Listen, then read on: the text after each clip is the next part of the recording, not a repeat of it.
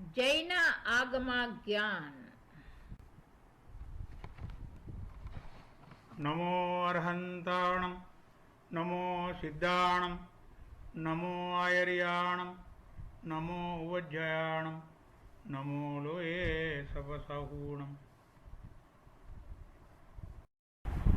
Cheda Sutras. Four Cheda Sutras. Whenever any spiritual seeker enters the world of sanctity, his imperfect past plays a hindrance in his progress. Therefore, he progresses spiritually, but due to his past karma, he is bound to slip down. The Cheda Sutra shows the path of freeing the soul from karmas and become pure. The 4 volumes of Cheda Sutras are a source of inspiration from Lord Mahavira for soul purification. The sutras have an in-depth description defining how the seekers can rid themselves of vices that hinder their progress in accomplishing their goal of purifying their souls. It indicates that penance and repentance are the 2 ways in which one can purify one's soul. These scriptures depict the different rules and regulations that need to be followed by ascetics to protect them from any vices. The scriptures also list the oaths that are to be taken by the followers of Bhagavan Mahavira, which help in the instant purification of their souls. They also provide remedies of breaking oaths due to unavoidable circumstances.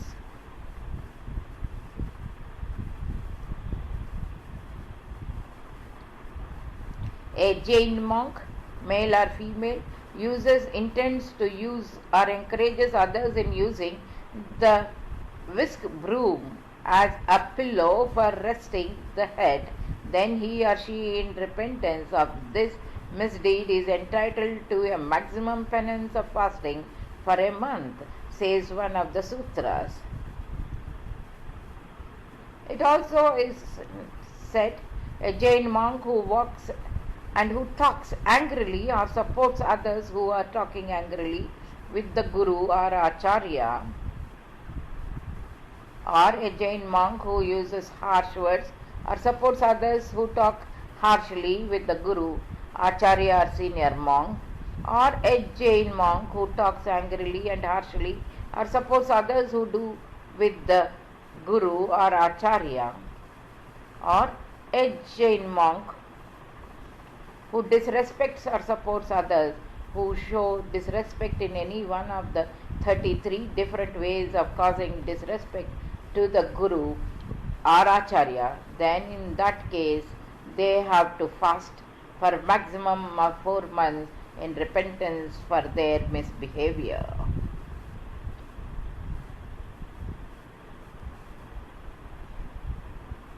These sutras do pronounce about personal with Guru is an excellent opportunity to manifest true real knowledge. Soul purification through repentance, how it takes place. Nishita Sutra is the core sutra in the list of Lord Mahavira's description of Cheda Sutras. Nishit means night or darkness. As the darkness of night gives birth to many sins, the sunlight provides solutions to such sins. Similarly, Lord Mahavira, with the help of Nishita Sutra, has shown his disciples and ascetics how to stay alert to avoid binding of sins, and if committed, then how one can get rid of them and purify their souls. Nishit Sutra mentions the penance prescribed as repentance for transgressing the limits of yogic life. When a monk commits a sin like preaching, anti-perception, or violates religious principles, in such cases he is expelled from religious tasks for 12 years. During these years he is given certain tasks that restores him back to the right path and develop respect for religion in him. When a yogi brings disgrace to perception, it is considered graver than committing violence.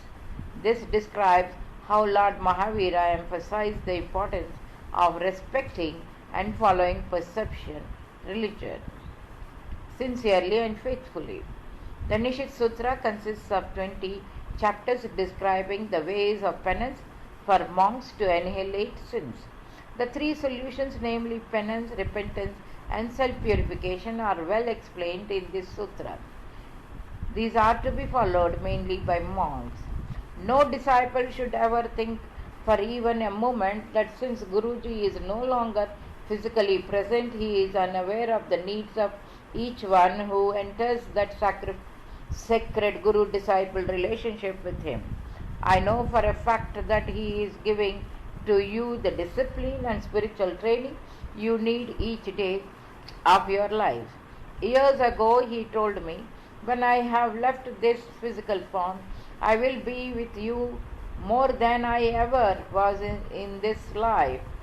I have found that to be true, and he did not say this only for me, but for all his disciples who would come after his passing. And it is said by a Guru.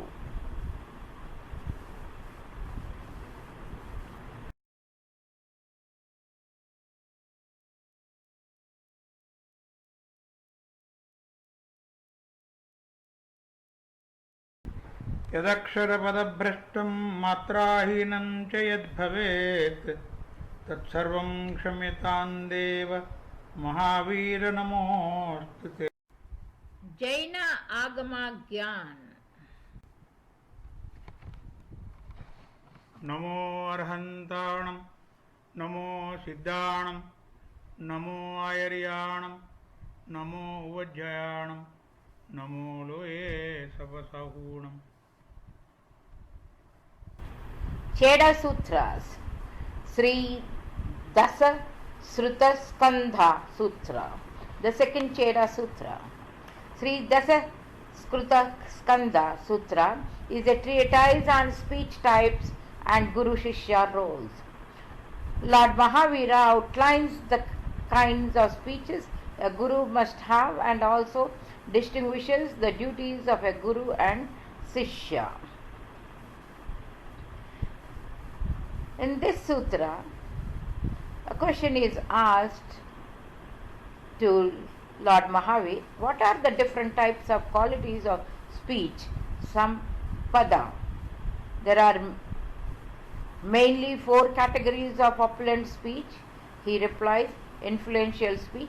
This speech is respected by and acceptable to all. Soft speech, sweet and nicely spoken. Humble speech, a type which is spoken without anger or possessiveness, attachment and aversion. Confident speech, a type which is spoken without any ambiguity. Speech is an important medium of preaching and spreading perception. All types of behavior are influenced by speech. Truth, love and benevolence are assets of Acharya, head monk, hence they are known as assets of speech. There are 4 categories of speech. Influential speech, a Guru's precept, his benevolent speech or discourse is not only accepted respectfully by a disciple but also accepted as a proven fact by one and all. Speech which has such an impact on all is called influential speech. One who tries to accomplish truthful, loving, benevolent and polite speech for a very long time and practices silence also binds specific good karma that on maturity makes a person's speech influential. Acharya have practiced such penance in their previous birth, hence they have an influential speech. Soft spoken speech. When softly spoken, even grave and stern words fall under the category of soft spoken speech.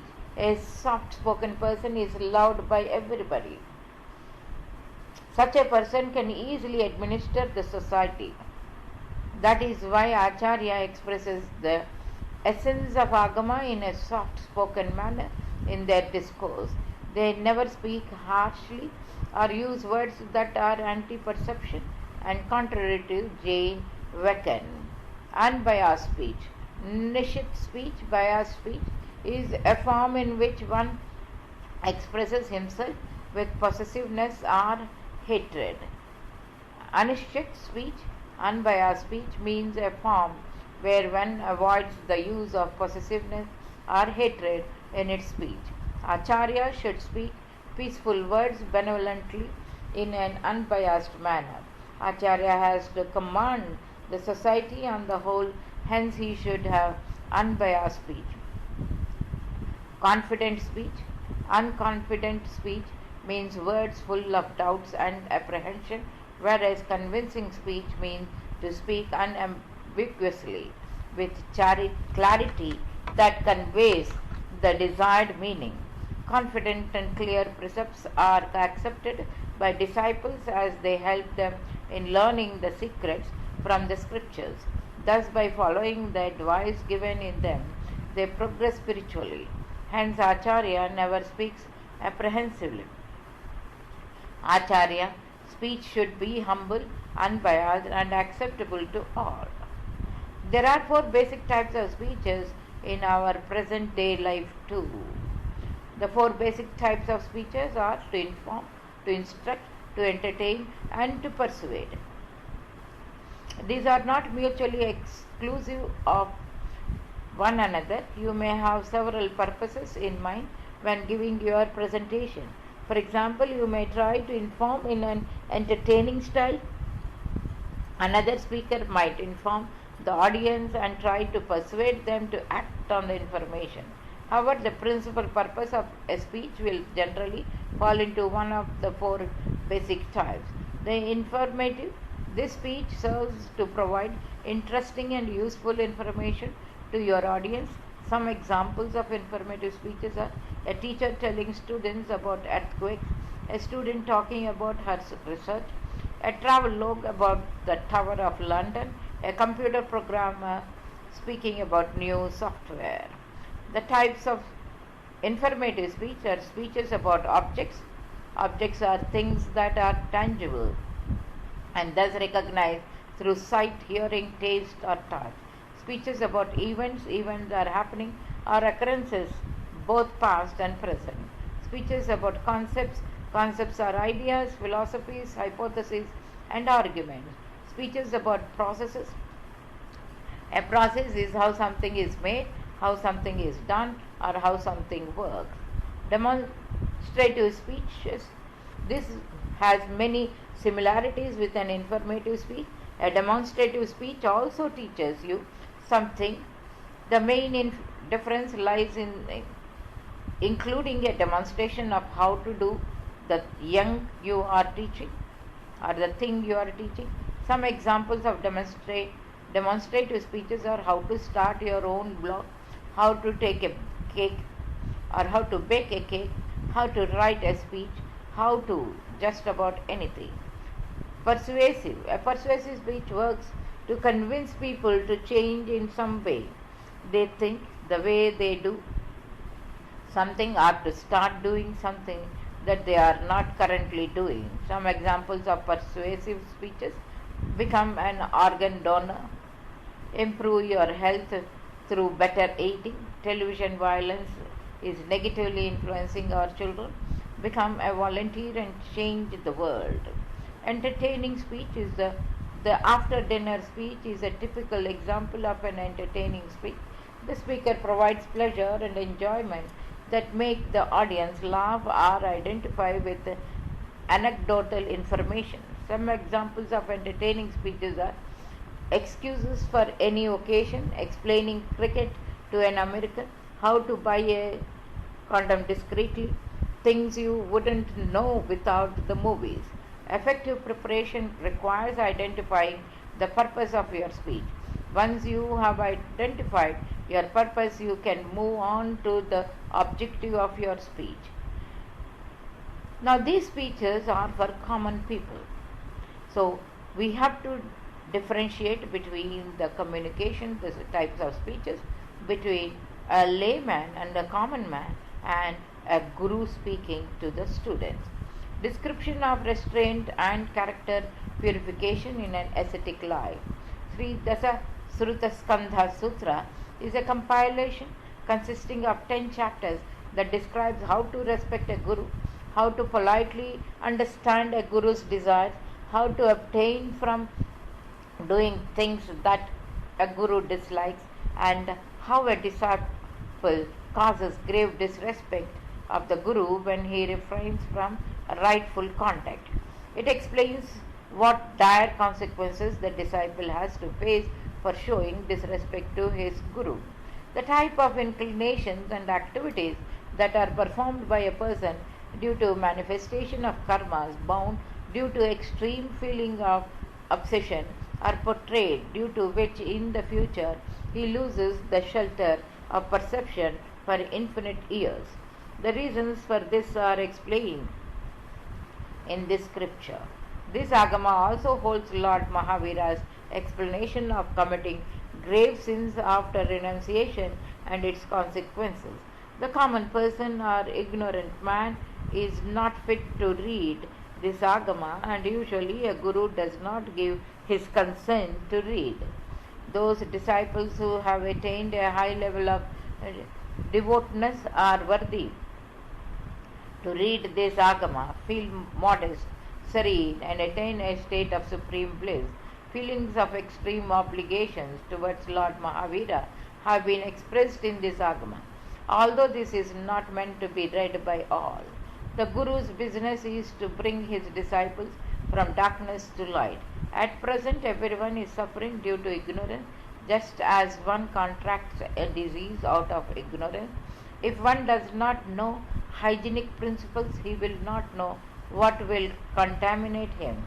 Therefore, due to ignorance, there is infection, and we suffer from disease. A criminal may say, I did not know the law, but he will not be excused if he commits a crime. Ignorance is no excuse. Similarly, a child not knowing that fire will burn will touch the fire. The fire does not think, this is a child, and he does not know, I will burn. No, there is no excuse. Just as there are state laws, there are also stringent laws of nature, and these laws will act despite our ignorance of them. If we do something wrong out of ignorance, we must suffer. This is the law. Whether the law is a state law or a law of nature, we risk suffering if we break it. The Guru's business is to see that no human being suffers in this material world. No one can claim that he is not suffering. That is not possible. In this material world, there are three kinds of suffering: Adhyatmika, Adhibhutika, and Adhidaivika. These are the miseries arising from the material body and mind, from other living entities, and from the forces of nature. We may suffer mental anguish, or we may suffer from other living entities, from ants or mosquitoes or flies, or we may suffer due to some superior power. There may be no rain, or there may be flood. There may be excessive heat or excessive cold. So many types of suffering are imposed by nature. Thus, there are three types of miseries within the material world, and everyone is suffering from one, two, or three of them. No one can say that he is completely free from suffering. We may then ask why the living entity is suffering. The answer is out of ignorance. He does not think, I am committing mistakes and I am leading a sinful life. That is why I am suffering. Therefore, the Guru's first business is to rescue his disciple from this ignorance. We send our children to school to save them from suffering. If our children do not receive an education, we fear that they will suffer in the future. The Guru sees that the suffering is due to ignorance, which is compared to darkness. How can one in darkness be saved? By light, the Guru takes the torchlight of knowledge and presents it before the living entity enveloped in darkness. That knowledge relieves him from the suffering of the darkness of ignorance. That's why it is said Guru Brahma, Guru Vishnu, Guru Devo Maheshwara, Guru Sakshat Parabrahma Tasmai Sri Guruve Namaha. यदक्षरपदभ्रष्टं मात्राहीनं च यद्भवेत् तत्सर्वं क्षम्यतां देव महावीर नमोऽस्तु ते. Jaina Agama Gyan. NaMo अर्हन्ताणं NaMo सिद्धाणं NaMo आयर्याणं NaMo उवज्जयाणं NaMo लोये सपसहूणम्. The Cheda Sutras, Sri Brihat Kalpa Sutra, the third Cheda Sutra. The Brihat Kalpa Sutra is one amongst the Lord Mahavira's Cheda Sutras. Kalpa means limits, Brihat meaning special. The scripture which describes the major limitations in a monk's life is called Sri Brihat Kalpa Sutra. Limitations in a monk's ascetic life. With his omniscient knowledge, Lord Mahavira knew that due to the strong influence of manifestation of sins bound due to behavioral obsession and due to lack of rational vision, many questions can arise in the faith and conduct of people of this era. Hence, how to solve those questions, bring piousness in their conduct and serenity in their life, has been explained in Sri Brihat Kalpa Sutra. In this sutra, Lord Mahavira has given explanations and various rules are laid down to elevate the state of monk in present times.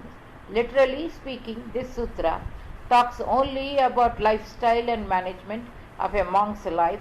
Hence, it's not advisable for a common man to read this sutra.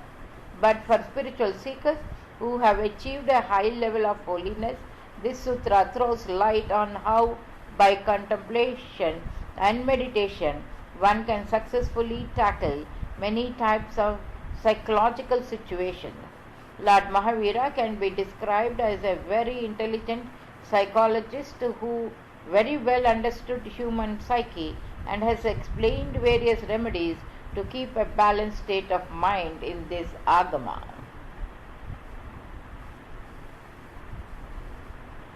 In this very agama, it has been described if a snake bites at midnight, how the effect of its poison can be eliminated by chanting of mantras. If a river has to be crossed, then how to step in the water. Also, if the opportunity comes to cross the river in a boat, how should that be executed? In this way, the traditions which are not followed in present times but were abundantly followed during Lord Mahavira's era are well described in Sri Brihat Kalpa Sutra. One of the sutras says Jain male monks are prohibited to live in a private residential place which is occupied by a family. At another sutra says Jain female monks can traverse through the path of family occupied residence to go to their place of living. In one of the sutras, it is not a good act for a Jain female monk to use a high wooden throne or wooden cot for sitting or sleeping. In another sutra, it is said a Jain male monk can sit or sleep on a high wooden throne or wooden cot. Jain monasticism refers to the order of monks and nuns in the Jain community. The term Nigrantha, bondless, was used for Jain monks in the past. The monastic practices of two major sects, Digambara and Swetambara, vary greatly, but the major principles of both are identical. Digambaras use the word Muni for male monastics and Arika for female monastics. Digambara monks are also called Nigrantha, without bonds. Buddhist texts refer to Mahavira, the last Tirthankara, as Nigrantha Jnanaputta. Nigrantha means without knot, tie or string. Jnanaputta, son of Natas, refers to his clan of origin. Nata or Nyaya, Prakriti. Swetambaras use the word sadhvis for female monastics. Historians believe that a united Jain Sangha existed before 367 BC, about 160 years after the moksha of Mahavira. The community then gradually divided into two denominations, the Digambara and the Svetambara. Acharya Kundakunda is the most revered Acharya of the Dusama period of the of the present Aswarpani descending era. 5 Mahavratas, great vows from Mahavira's teachings, are followed by all the Jain ascetics. Although Jain householders are also required to observe them, ascetics are bound more strictly. Digambara monks follow 28 vratas rules, 5 Mahavratas, great oaths, 5 samhitas, regulations, the 5 old control of the senses, 6 sadha vasakyas, essential duties, and 7 niyamas. The Mahavratas are ahimsa, to injure no living being by action or thought, truth, to speak only the truth and good words, asteya, to take nothing unless it is given, brahmacharya, celibacy in action, word and thought, apagraha, renunciation of worldly things.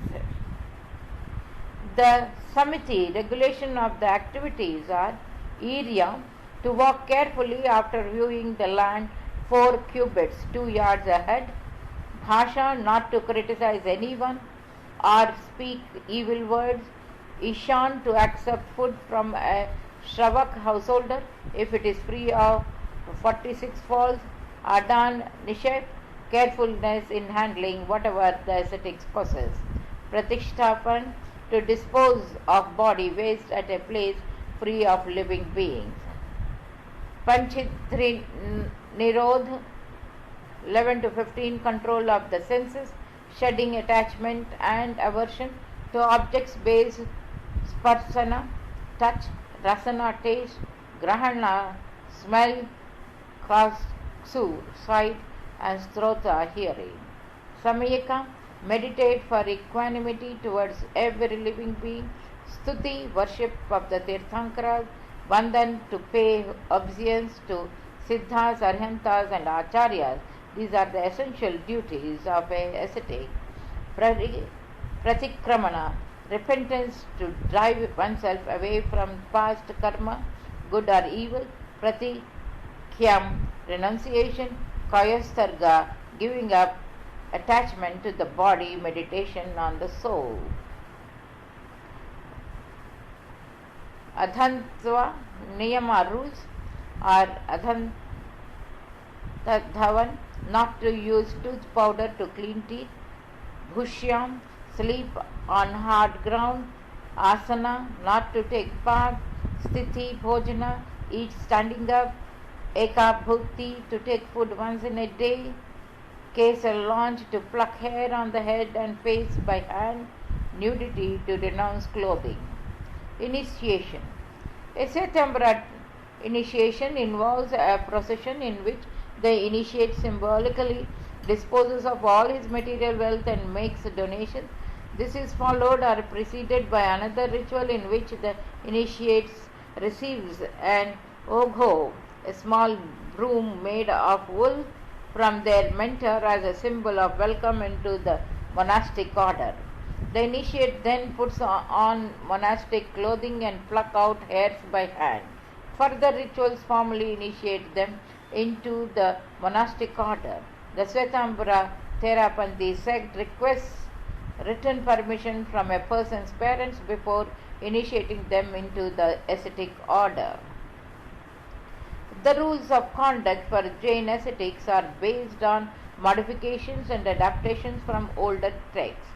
Since they cannot provide exact guidance, the earliest known texts often ask for ascetics to be in complete solitude, identifying the isolation of soul and non-soul. However, soon after Mahavira's death, ascetics organized themselves into groups. A few examples of ascetics living in complete solitude are found in Digambara text. Jain ascetics are detached from social and worldly activities All activities are aimed at self-purification for self-realization. They follow established guidelines for daily worship and austerity. The monk's daily routine is broadly structured by three ideological formulae: the five great vows, Mahavratas, the 8 metrics of doctrine, Pravachana, Matrik, and the 6 obligatory action, Avashyakas. The first two are restrictions, and third is positively framed in what the monk is encouraged to do daily. Ascetics do not have a home or possessions. They choose austerity, avoid services such as telephones and electricity. Monks engage in activities such as meditation, seeking knowledge, and acquiring self-discipline. The Yati of the Svetambara sect and the Bhakta Raka of the Digambara Therapanthi do not wander. They usually live in temples and perform daily rituals. The monks rise before dawn, most around 5 a.m., but some as early as 2 a.m. In observance of Usarga Samiti, defecation takes place in the open where feces not harm living creatures. Urination is into a shallow pan which is emptied onto a dry patch of ground. Monks and nuns from the Digambara and Svetambara traditions are assigned to ranks. The ranks are Acharya, Ganini Ariyeka Pramukha, the nun is Elacharya, Ganini Arika, Upadhyaya, Arika, Muni, Mataji, Shulak, Shulikya, Brahmachari, Brahmacharini, Shravaka, Shravika. In the Digambara tradition, an ascetic rises from Shulak, one who uses 2 pieces of cloth, through Ailak uses 1 piece of cloth, to Muni or Sadhu. Over time, a number of designations were mentioned in Shastras, such as Gani, Panyas, and Pravartaks. The Svetambara Therapanthi sect has a new rank of junior monk, Samana. The 3 instruments of Ahimsa, Pichi, Kamandalu, and Shastras, are the more important thing. Attire and possessions. Observing complete abstinence, male Digambara monks wear no clothing. Arikas wear plain, seamless white saris. All Digambara monks and nuns traditionally carry only 3 things: a more pichi, peacock feather, whisk, a kamandalu, water pot, and Shastra scriptures. Svetambara monastics wear white seamless clothing. Chaturmasi is the 4 months monsoon period during which ascetics stay in one place to reduce the risk of accidentally killing insects and other small forms of life which thrive during the rains. This period is suitable for Shravaks to renew their faith by listening to teachings of the Dharma, meditation, and thus acts of self-control. During Chaturmas, the chief sadhu of each group gives a daily pravachana or vyakhyana, attended mostly by women and retired men, but on special days by most of the lay congregation. During their 8 months of travel, the sadhus give sermons whenever requested, most often when they arrive in a new village or town in their travels. Mahavira's asceticism. The Kalpa Sutra describes Mahavira's asceticism in detail. From it, most of the ascetic practices, including the restraints and regulations, are derived. The venerable ascetic Mahavira, for a year and a month, wore clothes. After that time, he walked about naked and accepted the alms in the hollow of his hand. For more than 12 years, the venerable ascetic Mahavira neglected his body and abandoned the care of it. He, with equanimity, underwent and suffered all pleasant or unpleasant occurrences arising from divine powers, men or animals. Henceforth, the venerable ascetic Mahavira was houseless, circumspect in his walking, circumspect in his speaking, circumspect in his begging, circumspect in his accepting anything, in the carrying of his outfit and drinking vessel, circumspect in evacuating excrement, urine, saliva, mucus, and uncleanliness of the body, circumspect in his thoughts, circumspect in his words, circumspect in his act, guarding his thoughts, guarding his words, guarding his acts, guarding his senses, guarding his chastity, without wrath, without pride, without deceit, without greed, calm, tranquil, composed, liberated, free from temptation, without egoism, without property. He had cut off all earthly ties and was not stained by any worldliness, as water does not adhere to a copper vessel or collyrium to mother of pearl. So sins found no place in him. His course was unobstructed like that of life, like the firmament he wanted no support, like the wind he knew no obstacle. His heart was pure like the water, or rivers, or tanks. In autumn, nothing could soil him like the leaf of a lotus. His senses were well protected, like those of tortoise. He was single and alone, like the horn of rhinoceros.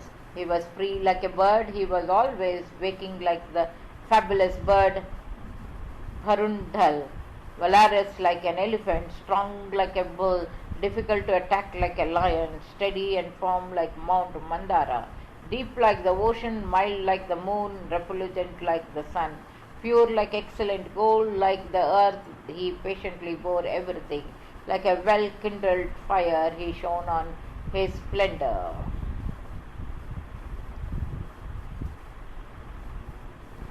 यदक्षरपदभ्रष्टं मात्राहीनं च यद्भवेत् तत्सर्वं क्षम्यतां देव महावीर नमोऽस्तु ते।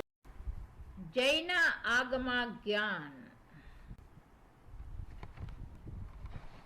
नमो अर्हन्ताणं नमो सिद्धाणं नमो आयर्याणं नमो उवज्जयाणं नमो लोये सपसहूणम्। Cheda Sutra, Sri Vyavahara Sutra, the fourth Cheda Sutra, a dialogue between yogis and Shravaks.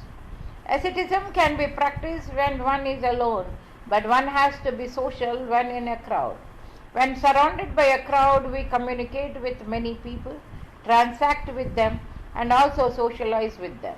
Lord Mahavira has given guidelines on what should be the ideal behavior between a guru and a disciple, two disciples, two gurus, and two common people, householders and Shravaks. He has explained how should two people behave with each other on meeting. Lord Mahavir knew that when a person is alone or in solitude, there is peace, while in a crowd there is all likeliness of unrest. Solutions for creating proper organizations so as to avoid disturbances, disputes, and unrest have been given by Lord Mahavira in this Vyavahara Sutra. In one of the sutras, it is said, if a monk who has quite monkhood and now wishes to rejoin the group as monk again is permitted to do so. So once you were a monk and you quit the monkhood and again you can rejoin with the permission. However, there is no penance prescribed as repentance for such a situation. Hence the person has to be given diksha again to enable him to rejoin the group. This sutra describes the procedure of reinitiation or acceptance of the monk back in the group. The author has highlighted three major reasons to why a monk gives up the restrained life. He is unable to withstand the difficulties or adversities, circumstantial discomfort due to friction between monks, due to manifestation of karmas bound, he gets attracted to worldly pleasure. For Jainas, the ideal condition for spiritual progress is to be completely detached from the world, which can be achieved more easily as a mendicant. The monastic code or monastic rule is the set of restrictions that governs the behavior of monks and nuns. They were to give up not just material possessions but also all passions or emotions that cause karma. This includes concern for the physical body, such as tasty food, concern for warmth and personal cleanliness. Thus, the new mendicant gives up all elements of householder life, including emotional attachments to other people, places, or things. When a householder decides to become a monk or a nun after due preparations, he or she completes the ritual of renunciation or initiation, Diksha. The two main Jain sects of the Digambaras and Svetambaras follow somewhat different Diksha ceremonies and treat the new mendicants slightly differently. In all sects, the initiation of new mendicants is celebrated by all of the fourfold community. An initiate chooses a mendicant lineage or monastic order to join. These have distinct initiation traditions as well as slightly varying monastic lifestyles. There are usually rules regarding the age or caste of the initiate and the individual who may carry out the ceremony. Joint initiations often take place. Sometimes these are several family members or entire families ordained at once. The initiation ceremony features the ritual of Keshaloka, pulling out of the hair, which indicates indifference to the body. The new monks and nuns perform the 5 great oaths, Mahavrata. They also receive equipment associated with the order into which they are being initiated. Since one of the mendicant oaths specifies non-ownership and non-attachment, the ascetics are not believed to own these objects. Monastic equipment such as the broom and mouth cloth are considered the minimum needed to live a religious life. Vyavahara Sutra is essential to those who want deep knowledge of systematic and organized lifestyles. But as this is a Cheda Sutra, it is not appropriate to be read by common man. Only those sadhaks who have attained a high level of godliness can read this agama. This Vyavahara Sutra provides solutions to creating an atmosphere for love, peace, and healthy dialogue within a family. This scripture provides solutions for creating a cordial atmosphere within families, social organizations, and groups of people. Vyavahara Sutra is a scripture of establishing unity between people as a whole. The Jain community is made up of 4 sections: monks, nuns, Shravaks, and Shravikas. Shravak is a lay Jain.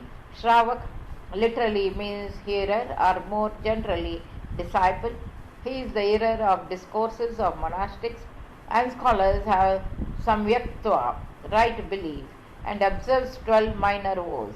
The conduct of a Shravak is governed by texts called Shravakachars, the best known of which is the Ratnakarananda Shravakachar of Samanta Bhadra. A Shravak rises spiritually through the 11 pratimas. After the 11th step, he becomes a monk. The Jain order is known as the Jain Sangha. Each Tirthankara revitalizes the Jain order.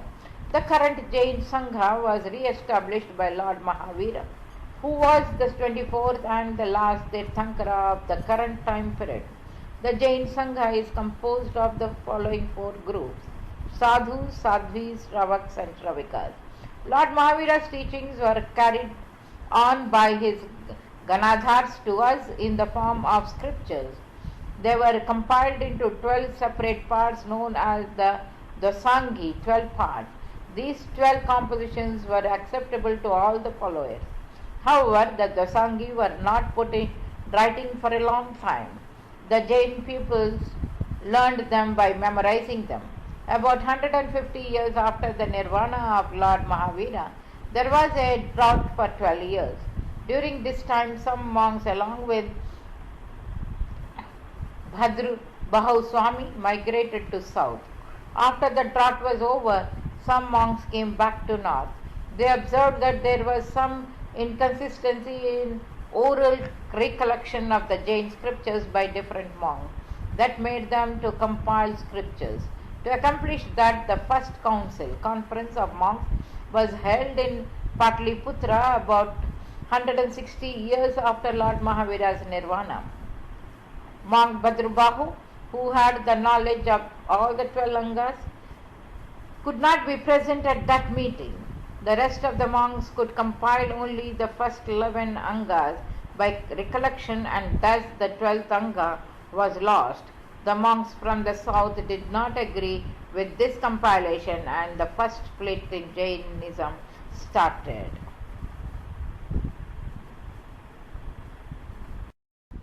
यदक्षरपदभ्रष्टं मात्राहीनं च यद्भवेत् तत्सर्वं क्षम्यतां देव महावीर नमोऽस्तुते।